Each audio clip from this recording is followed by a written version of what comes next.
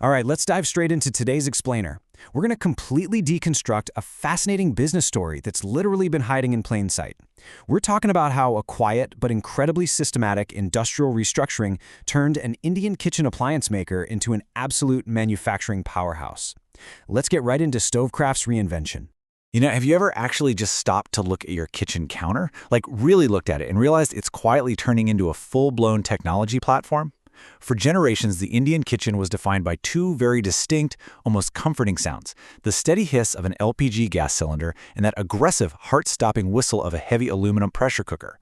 But today, well, the heavy lifting and those wildly unpredictable gas prices are basically outdated friction points. What we're seeing right now is a massive, fundamental shift toward a modern, electrified, and highly precise kitchen setup. And let me tell you, this shift is creating an absolute financial tailwind. We're looking at the kitchen appliance segment being projected to compound at an 11% annual growth rate over the next several years. To put that into perspective, that is a massive growth trajectory. And it's being driven by households fundamentally repricing the value of their own convenience. This isn't just a temporary blip. It's a structural shift in how we live. So, what's actually under the hood driving that 11%? It really comes down to three vectors of structural demand. First up, we've got the nuclear family multiplier. India's traditional joint family system is, frankly, fragmenting at a rapid pace.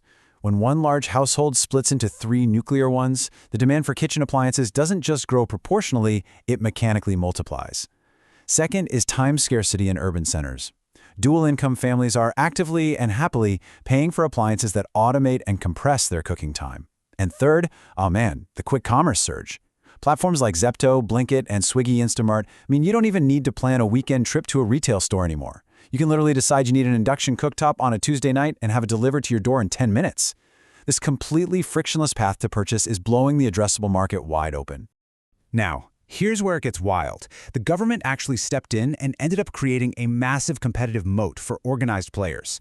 For decades, the unorganized gray market totally dominated this space. Asset-light brands would simply import these cheap, completely built units, totally bypassing safety protocols, and deeply undercutting national brands on price. But then, the government introduced mandatory Bureau of Indian Standards, or BIS, certifications and quality control orders. Suddenly, distributing an appliance without clearing rigorous engineering and safety audits became a legal impossibility.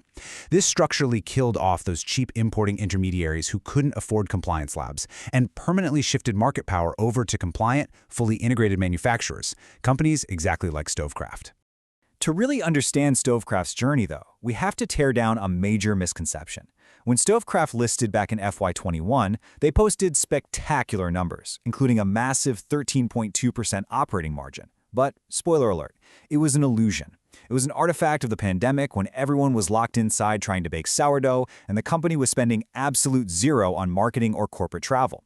So when the world reopened in FY22, reality hit them hard. Raw material inflation in things like aluminum and copper struck, and their gross margins plummeted to the 30% range. The market watched this profit contraction, completely panicked, and just assumed Kraft was a fading pandemic fad. But, as you'll see, that reading was fundamentally wrong.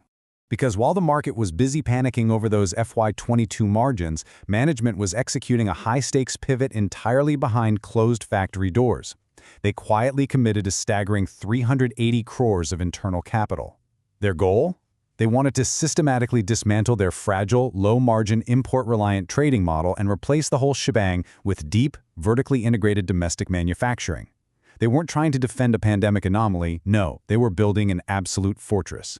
And the result of that massive investment? 97 to 98% in-source manufacturing, almost 100%. This is the difference between a fragile trading shop that just slaps its logo on a Chinese import and a true industrial powerhouse. Across their sprawling campuses in Bengaluru and Himachal Pradesh, Kraft now operates 40 distinct production lines across 20 specialized plants. They are manufacturing custom bakelite handles, fabricating sheet metal, die-casting position parts, and they even commissioned a massive automated cast iron foundry. Their only remaining imports are super narrow structural items like specialized glass and microelectronic components, where a domestic ecosystem literally doesn't exist yet. Okay, let's make this concrete and look at a specific example to see how this builds into an undeniable competitive advantage. Take the air fryer. Just a few years ago, this was purely an imported, premium product. Most brands just sourced finished units from Shenzhen and marked them up. But Kraft took a completely different path. They analyzed the blueprint, committed their engineering team, molded the plastic housings, and programmed the microprocessors themselves. They launched a truly made-in-India product in just 10 months. They completely backward integrated the entire category. And because Stovecraft controlled the entire cost stack from top to bottom, they could deliver high quality at a price point that their import-reliant competitors simply couldn't even touch. The result? Their Pigeon brand captured 50% of the e-commerce market share within quarters of launching. Half the market. They took a niche premium import and completely converted it into a high-volume domestic staple. That is exactly what vertical integration looks like in practice. Now, building it is one thing, right? But how do you position it to the consumer? Stovecraft utilizes an incredibly deliberate multi-brand architecture. It's like a giant puzzle where every piece fits perfectly. Pigeon is their massive volume and value engine targeting the rapidly expanding middle class with cookers, induction tops, and even LED products. Then you've got Gilma, positioned perfectly for the semi-premium segment, focusing heavily on modular kitchens through exclusive outlets. And finally, through a really smart exclusive licensing arrangement, they offer Black & Decker for the premium consumer. This structure captures wallet share across every single income segment without ever cannibalizing their own products. Speaking of selling, let's talk about retail, because they executed a brilliant evolution here. They currently cover 329 exclusive stores, but they pivoted to what's called a COFO model, company-owned, franchise-operated. Basically, the company retains the lease, but highly trained franchisees handle all the daily operations and bring in refundable deposits. These deposits effectively self-fund the inventory and fit-out costs for new store openings. It allows them to scale their retail footprint aggressively without constantly drawing down corporate capital. All right, let's tie all of this operational magic back to the financials. Remember that FY22 reality check where gross margins fell to 30%? Well, scratch that. By aggressively expanding into higher margin segments like those air fryers and cast iron, all while utilizing their deep manufacturing integration to ruthlessly control costs, they drove core gross margins back up to 38.7% by FY26. This isn't just some cyclical recovery based on falling raw material prices, no. This is a structural financial rebound born entirely from operational dominance. And this operational discipline gets even more impressive when you look at their working capital.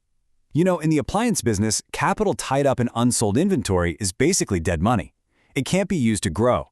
But between FY25 and FY26, Stovecraft compressed their inventory days from 144 down to 128.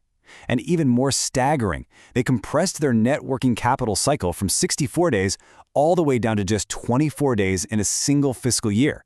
They are generating and redeploying cash at absolute lightning speed, which allows them to completely self-fund their high-growth phase. And because of that incredible cash generation we just talked about, they achieved something huge. They reduced their net debt from 193 crores in FY24 to just 27 crores in FY26.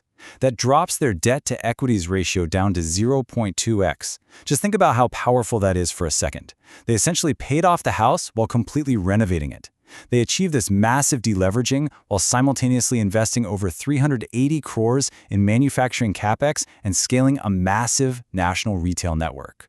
So, what is the trajectory looking like for the next decade? Well, the future catalysts are striking. First off, they announced an agreement to dedicate 1.8 lakh square feet of factory space just to supply IKEA.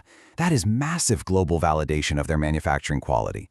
Looking ahead, management has set some highly credible revenue targets of 2,500 to 3,000 crores, with gross margins expanding toward 42 to 43%. And because their incremental revenue will run through a largely fixed manufacturing base, the financial leverage here is going to be tremendous. Which brings us to our final thought for today.